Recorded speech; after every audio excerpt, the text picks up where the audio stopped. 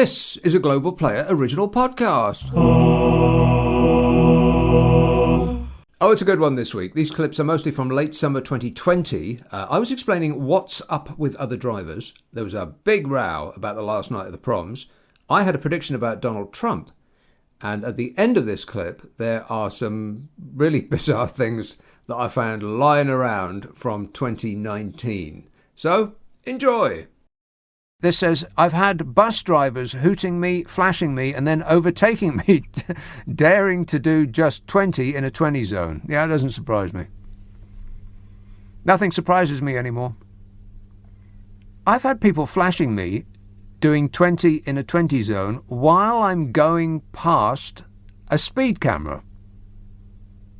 I mean, you can't miss them. They're bright yellow and there's lines on the road right by them.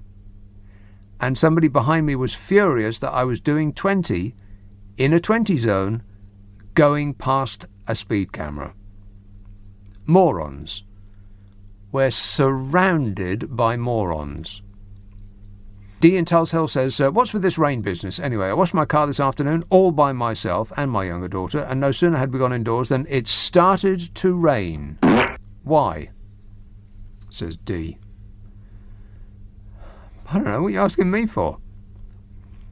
And it's magnets, actually. The reason that it rains is mostly to do with magnets. I think you'll find that's correct. Paul in Glasgow says, I do actually go to quite a few proms each year. Recent high points include Bruckner's 7th. Never ever wanted to go to the last night. It seems like some kind of monster that's developed for people who don't actually like classical music. Yes, correct.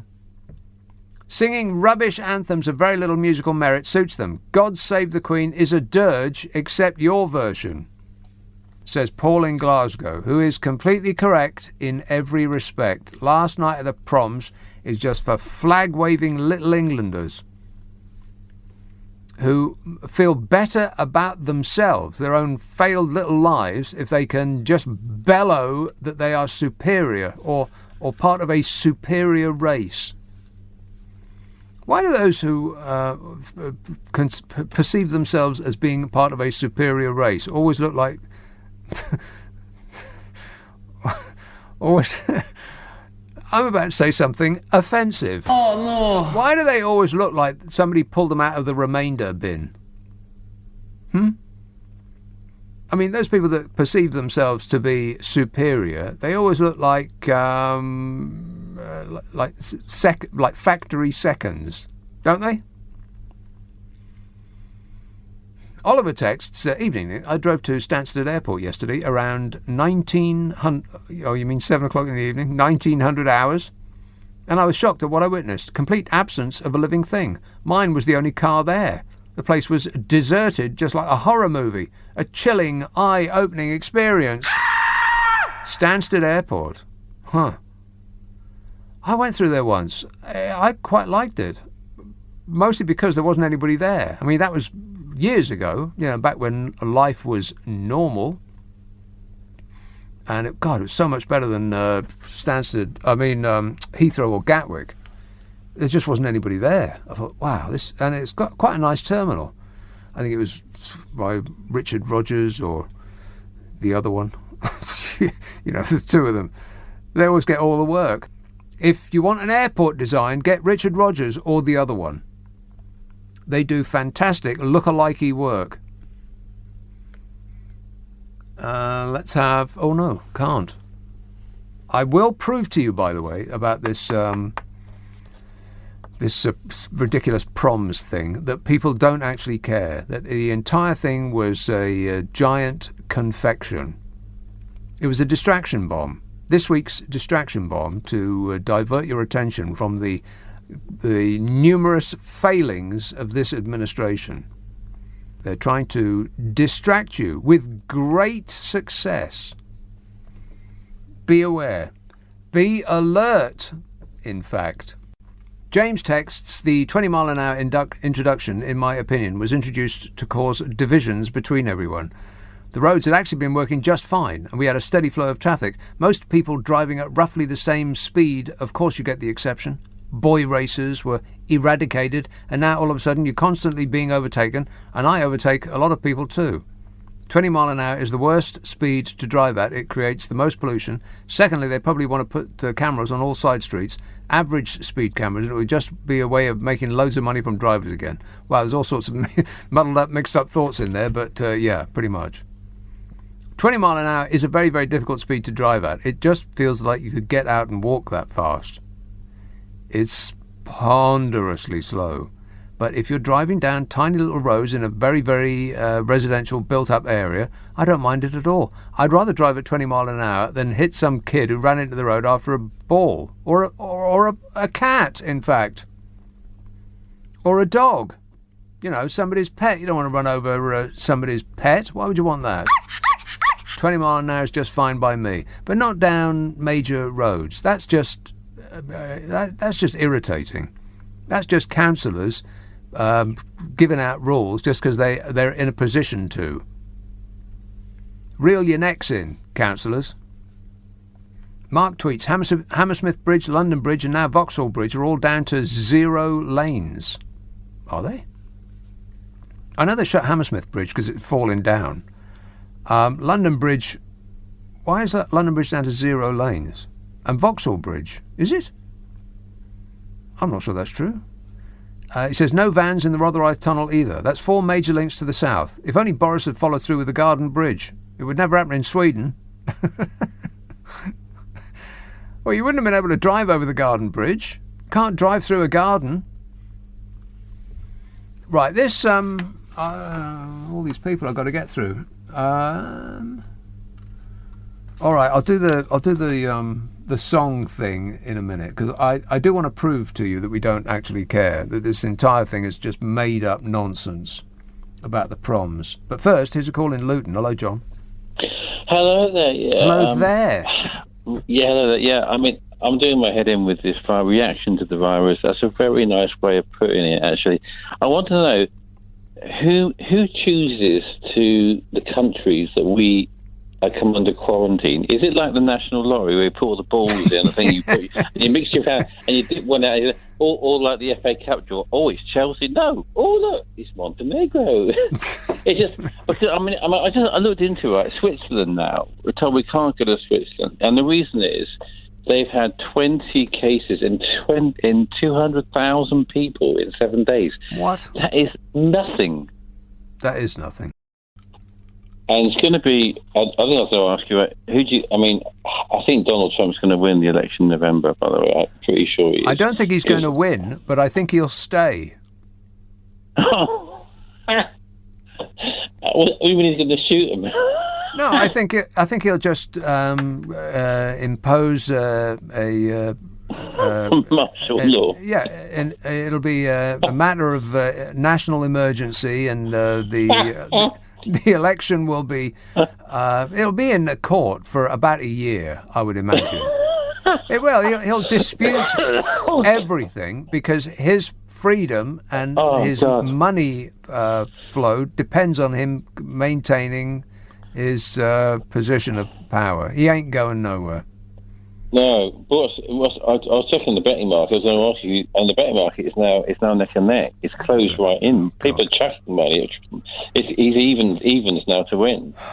And Joe Biden's from like 10 to 11. So it's like I thought I'll put a bet on Trump because don't bother because you don't get any money.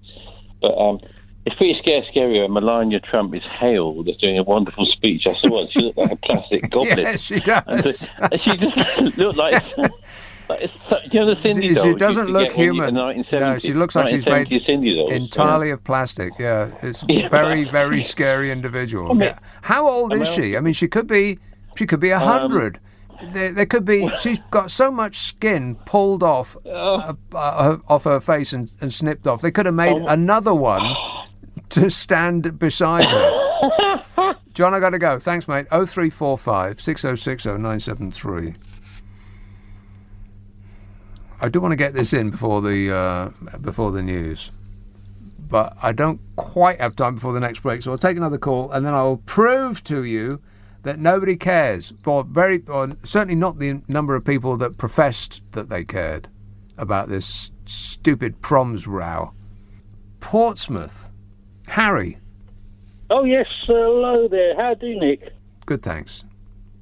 You were talking about these people in the 20 zones driving far too close to you. Yes. Well, they are only doing 20, so obviously the accident damage will be less. Yeah. But do you remember about 25, 30 years ago, you could buy those jokey signs to stick on your back bumper, and it was very small print, and when you went up and looked at it, it said, if you can read this, you're driving too close. Yes. And you got, people, you actually got idiots who still drove too close just so they could read the sign on the back. Well, it encourages you to drive close just to see what it says, yeah. We've got a no drinking sign on the sort of Portsmouth boundary. I don't know whether they've included all the Portsmouth. Normally they're small zones, these no drinking zones. And as you come off the slipway, off the A27, you can do a filter left on a roundabout without slowing down. And they've got this minuscule sign on a lamppost that says there's a no drinking zone. What's a no drinking zone? Yeah, and the thing is, no pedestrian or motorist can read it because you're moving so fast. If you're a pedestrian, you get run over. And in a car, you're moving so fast, you can't possibly read it. And if you're in the other lanes, your eyesight won't allow you to read it because the lane distance keeps you too far away to the right. Why is there a no drinking area in Portsmouth? Well, it won't be the whole of Portsmouth. Normally they're sort of select zones. But the trouble is, I don't know where the no drinking area ends because all I know is there's this very small sign that says you are entering a no drinking zone. Yeah, you know when you're entering one, but not when you're leaving one. Yeah, because according to that, unless you see an end of zone, then it automatically assumes that the entirety of Portsmouth is no drinking. Which sounds like another excellent reason not to go to Portsmouth. Booze. Yeah. Which... Actually, I like Portsmouth. Portsmouth's got a lot going for it. Yeah, I like Jerusalem. They didn't want to ban Jerusalem, written by William Blake. Jerusalem. Well, I hated that Jerusalem. Wasn't on the ban list. Right, the song's okay, but the place is absolutely awful. Don't go there. It's a total nightmare. Anyway, thanks a lot, Harry. Right, after this break, I promise that I will prove to you that song thing, the proms thing, was total confection.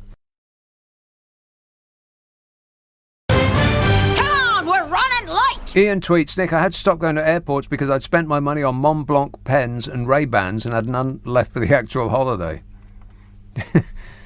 It's a good long while since I've been to an airport, but the last time I went, and I know this is not uncommon, but you go past security and then you're in departures and there's shops there. They sell all the usual things like scarves and perfume and drink. Booze. Exactly. But there was a shop there that sold, and I think this was pretty much the only thing that they sold, was chilled fish products.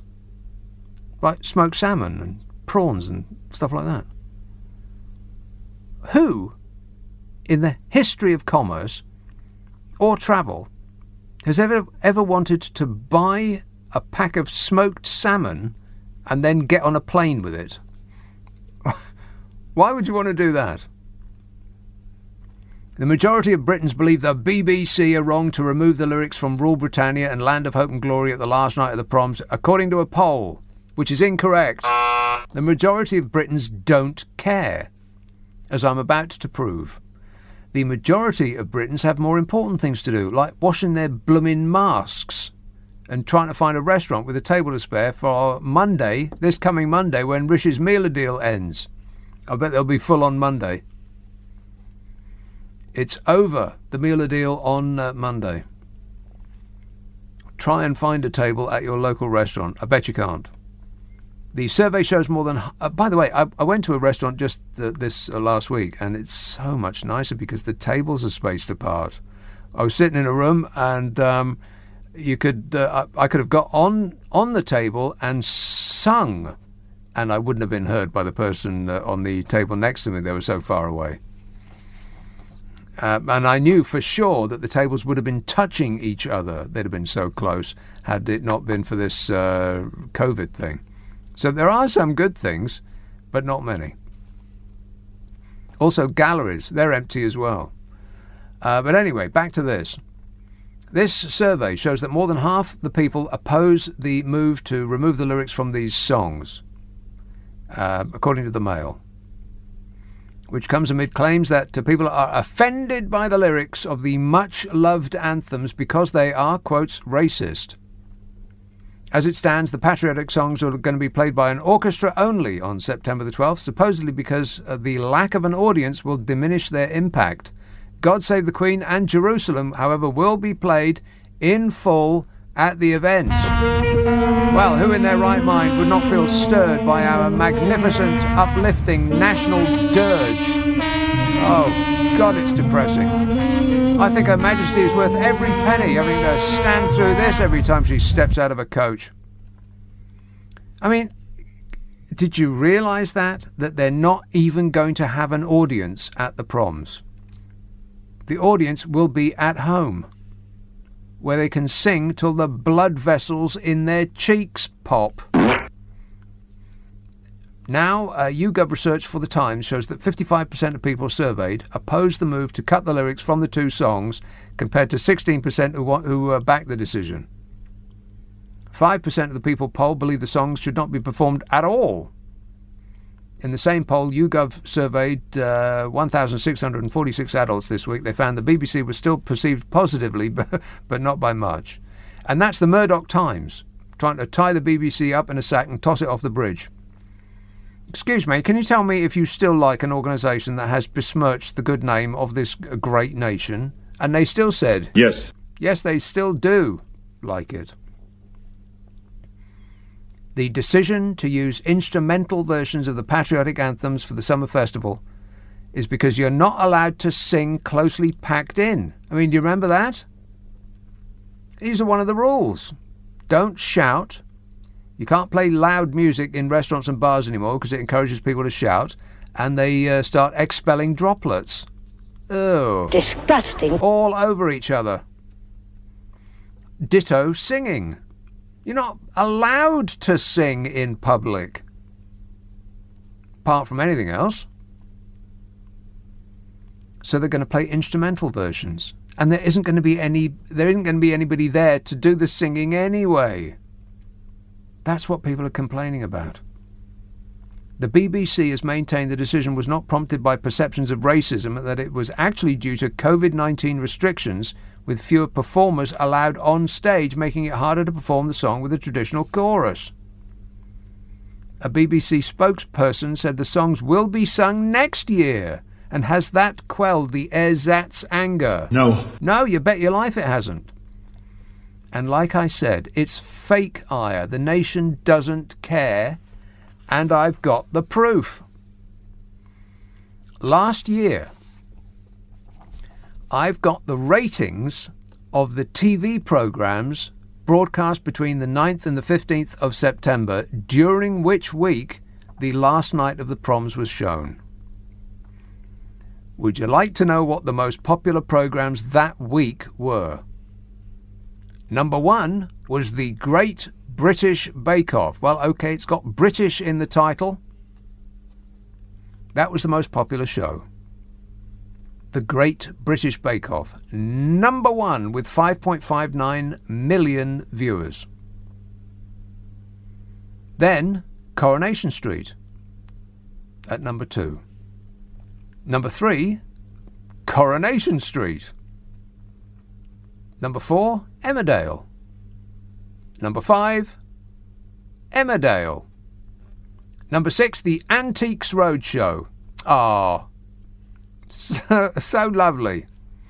I do like that show. Number 7, Coronation Street. Number 8, Country File. Number 9, Emmerdale. Number 10, Coronation Street. These are the most popular programmes on television in the week last year that they showed last night of the proms.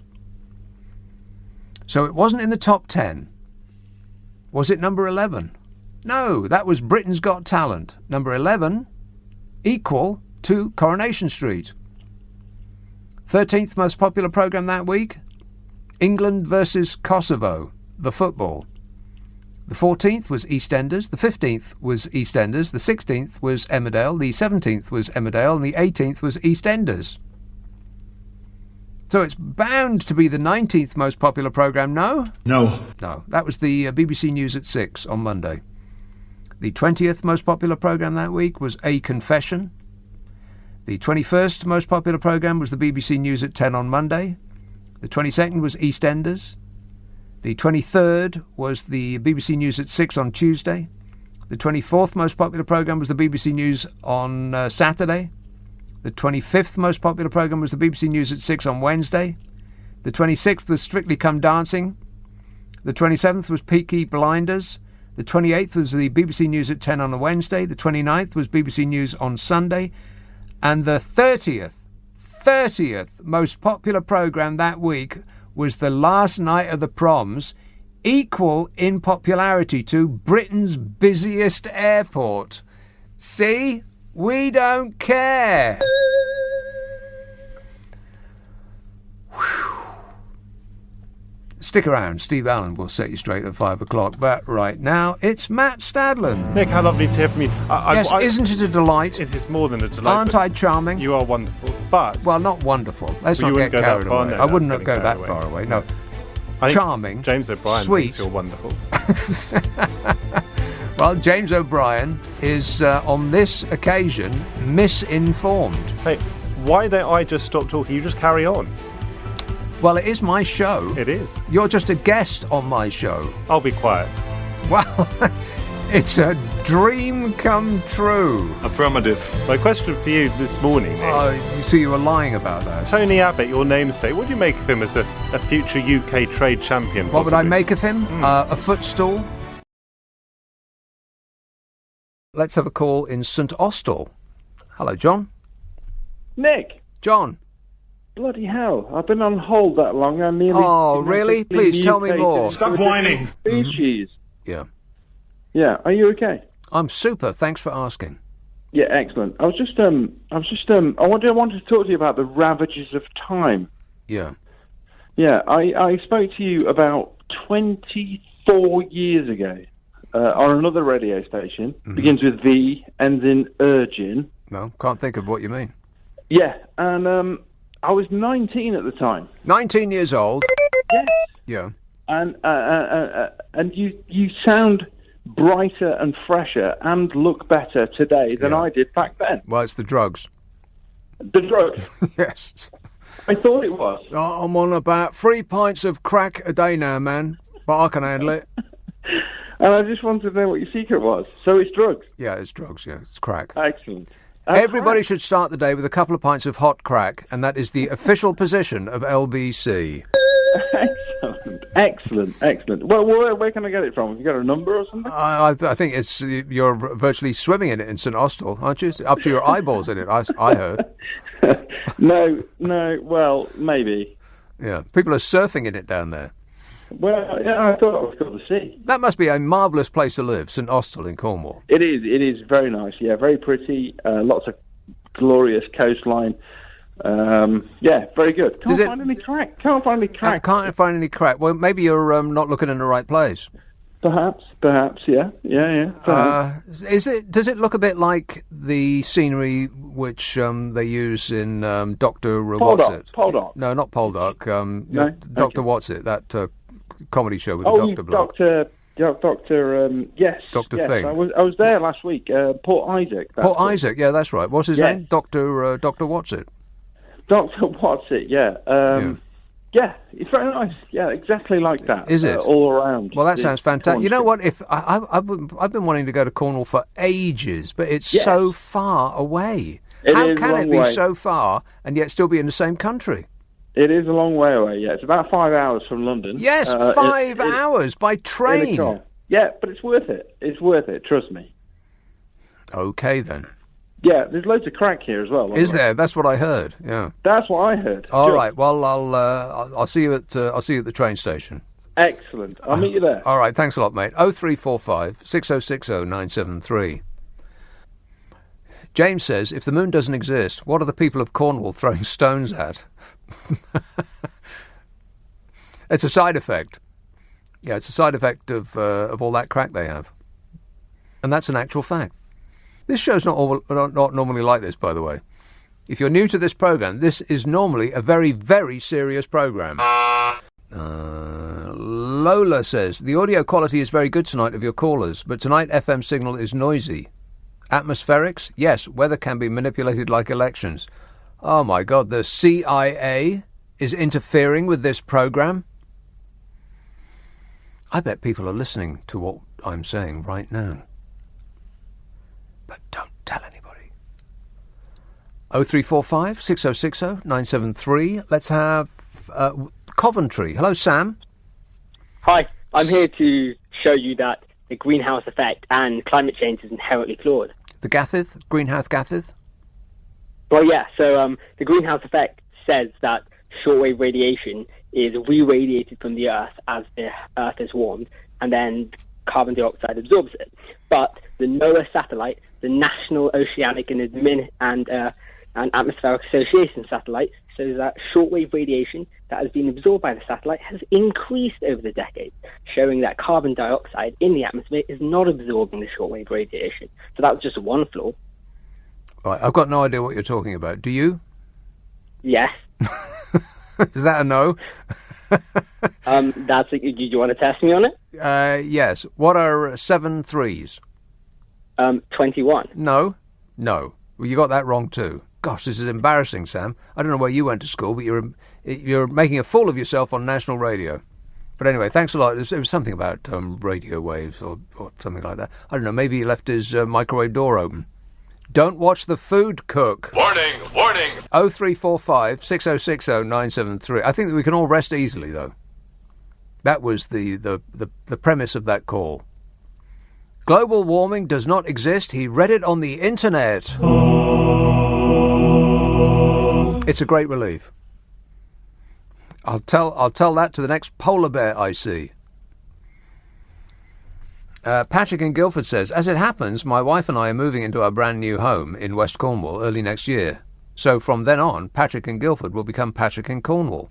You'll only hear from Patrick in Guildford when we don't want the men in black suits to track us down. Oh, he's on the run. Well, Cornwall's as good a place to get lost as anywhere. Just don't go further west than Cornwall, though. That's my best advice to you. You want to write that down. Here's a call in Shepherd's Bush. Hello, Barbara. Have you worked out my cats yet? 4 cats in the room, one in each corner. Each of them has got 3 cats in front of it. How many cats in the room? Which room? Any room with 4 corners. One cat in each corner. What, like the kitchen? Each of them has got like the kitchen? 3. Could it be a kitchen? It could be anything you like. Well, that's horrible, having that many cats in the kitchen. That's unsanitary. Hold on. Can you not work it out? Run it by me 3 again. 3 cats in 4 cats, 4 corners. How many cats? 1 in each corner. 4 corners, 1 in each corner, and each of them has got 3 cats in front of it. Yeah, How many cats altogether? I seriously doubt that. You'll have to prove that. Can you send me a picture? Oh, come on. Because try and work it out, because I've got another thing for you. Right? It's Which like do you want homework. first? Do you want a description? Okay, let's leave the cats. Yeah. Cricket, as explained to a foreign visitor. I had to look it up when I heard the man describing how you measure the ice cap or the thickness of it. Do you want to hear that? No. Oh, pity. Well, you know all about cricket, do you? I know as much as I need to. Boring! Well, That's all I need to know. Boring. It's just a bunch of people standing around in boring. other people's sweaters. Who cares? Hold on. It's not even a sport. As explained to If foreign you can visitor. play it at the highest level while also being fat, it's not a sport. It's Nick. a pastime. Well, listen to this, then you might be able to tell. Then I'll learn something. Go ahead. Listen, you have 2 sides. One Inside in and the field, outside. 1 and 1 in. Each man that's in the side that's in goes out. Barbara, and when he's Barbara, out, he comes in, Barbara, and the next man Barbara. goes in until he's out. Yeah, Barbara. Go on, why? Yeah, please. What's boring? This is lovely. Please stop speaking. Oh, all right. Thanks. Okay. I should have said that right at the outset. Right at the outset, I should have said that. I blame myself. 0345 6060 973. Let's have, come on. That wasn't unkind, was it? I just couldn't take it anymore. It was a listener with material. Oh, no. Not acceptable. Liverpool. Hello, Paul. How do you do, Nick? Good, thanks. Have you heard about the white vans going about picking up the homeless? Oh, that's good. There's white vans going about picking up the homeless. Yeah. I'm pleased to hear it. What are they doing with them? It's a UN, United Nations program to microchip offenders. They're going to microchip homeless people? That's right, yeah. Right. Why should homeless people get microchipped? I pay my taxes. Why can't I have one?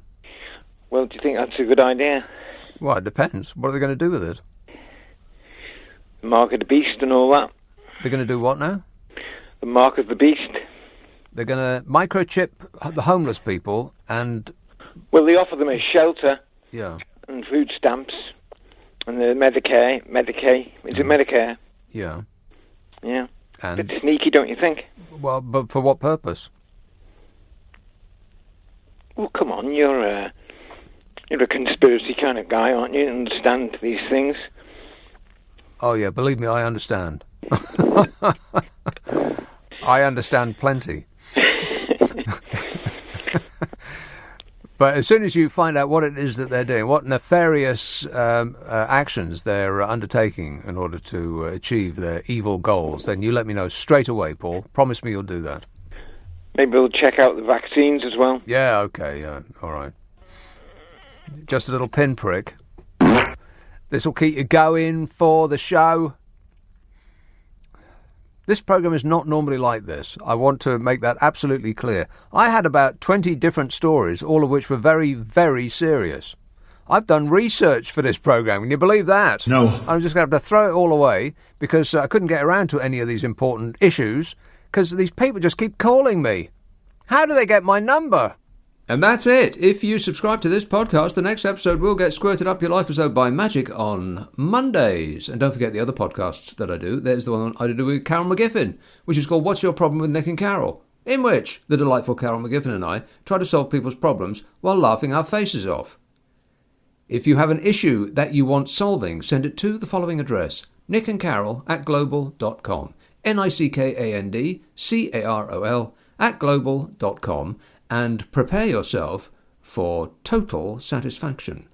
Ask for it by name on an internet near you. What's your problem with Nick and Carol?